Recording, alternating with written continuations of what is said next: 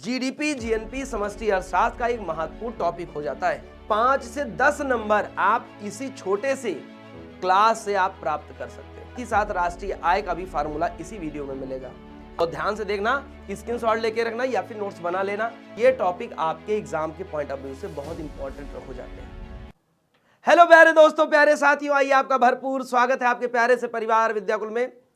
प्यारे साथियों, मैं जानता हूं कि आपका एग्जाम, बिहार बोर्ड का एग्जाम के 3 से 4 दिन बचे हुए हैं और आपकी भारी डिमांड, आपके मैसेजेस पर मैं ये क्लास आपको प्रोवाइड कर पा रहा हूं। जीडीपी, जीएनपी, समष्टि अर्थशास्त्र का एक महत्वपूर्ण टॉपिक हो जाता है और एग्जाम के पॉइंट ऑफ व्यू से बोलें तो ऑब्जेक्टिव में भी बहुत ज्यादा है और 2 नंबर वाले क्वेश्चन भी यहीं से बनते हैं। लगभग 5 से 10 नंबर आप इसी छोटे से क्लास से आप प्राप्त कर सकते हो और इसमें बहुत असुविधा होती है। मैं आपके लिए क्लास लेकर के आया और डिजाइन किया हूं स्पेशल आपकी मांग पर। तो प्यारे साथियों, आपको जीडीपी, जीएनपी, एनएनपी, एनडीपी में कोई भी समस्या नहीं होगी। साथ ही साथ राष्ट्रीय आय का भी फार्मूला इसी वीडियो में मिलेगा। आइए हम लोग देख लेते हैं कि कौन कौन से फार्मूले हमारे लिए कारगर सिद्ध होने वाले हैं, जो टॉपर्स बनाने में काफी हेल्प करेंगे। आइए बात करते हैं। तो सबसे पहली बात है आपके सामने कि भाई राष्ट्रीय आय का लेखांकन समष्टि अर्थशास्त्र का दूसरा अध्याय जीएनपी है, जीडीपी है, एनडीपी है और एनएनपी है। चलिए, तो पहले है जीएनपी, ग्रॉस नेशनल प्रोडक्ट की बात हम करें। जब नेशनल कहते हैं तो उसमें याद रखना कि उसमें नागरिकों की बात होती है, चाहे अपने देश में हो चाहे यूएसए में हो, ठीक है, चाहे यूके में हो चाहे कनाडा में हो, देश के किसी भी राज्य में हो, किसी भी राष्ट्र में हो, भारत के नागरिक अगर वे वहां भी कमा खा रहे हैं, वहां भी पूंजी अगर ला रहे हैं, तो वो हमारे देश के नागरिकों में अर्थात जीएनपी में काउंट किया जाता है। आइए इस फार्मूले को फैक्टर कॉस्ट मतलब साधन लागत और मार्केट प्राइस अर्थात बाजार मूल्य दोनों पर देखने का प्रयास करेंगे। बहुत ध्यान से देखना, स्क्रीनशॉट लेके रखना या फिर नोट्स बना लेना। साधन लागत पर मतलब फैक्टर कॉस्ट पर जीएनपी देखना है, तो जीएनपी ऑन फैक्टर कॉस्ट। तो बाजार कीमत, जो बाजार मूल्य होगा उसमें से जीएनपी का बाजार मूल्य, उससे अप्रत्यक्ष कर को माइनस करेंगे, अनुदान अर्थात आर्थिक सहायता को प्लस करेंगे। ठीक है, बाजार कीमत पर, अब देखो बाजार कीमत पर निकालना है, मार्केट प्राइस पर निकालना जीएनपी। अभी तो हमने फैक्टर कॉस्ट पे निकाला था, तो जब मार्केट प्राइस पे निकालना होता है तो फैक्टर कॉस्ट से में हम लोग अप्रत्यक्ष कर को प्लस करेंगे, अनुदान को माइनस करेंगे। लेकिन वही जब फैक्टर कॉस्ट पे निकालना होगा तो अनुदान प्लस हो जाता है और अप्रत्यक्ष कर माइनस हो जाता है। ये बात ध्यान रखना, स्क्रीनशॉट ले लो आपके लिए। आगे बढ़ते हैं हम लोग। फिर है जीएनपी का सूत्र।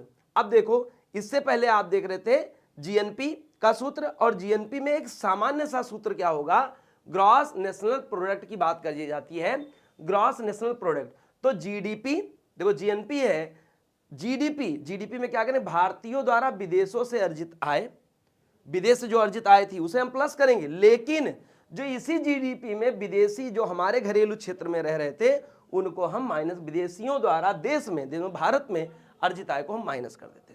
तो ये सामान्य सा सूत्र था और इससे पहले मैंने फैक्टर कॉस्ट और मार्केट कॉस्ट पे बताया था। बस अब आगे देख लो, NNP, net national product. Net national product क्या करते हैं, जब नेट निकालते हैं तो उसमें एनपी है ना, तो एनपी जीएनपी से घिसावट अर्थात डिप्रिसिएशन, मूल्यह्रास को माइनस कर देते हैं। इसका भी स्क्रीनशॉट ले लो। फिर है जीडीपी, ग्रॉस डोमेस्टिक प्रोडक्ट। अब साधन लागत पर डोमेस्टिक प्रोडक्ट और मार्केट प्राइस पर डोमेस्टिक प्रोडक्ट।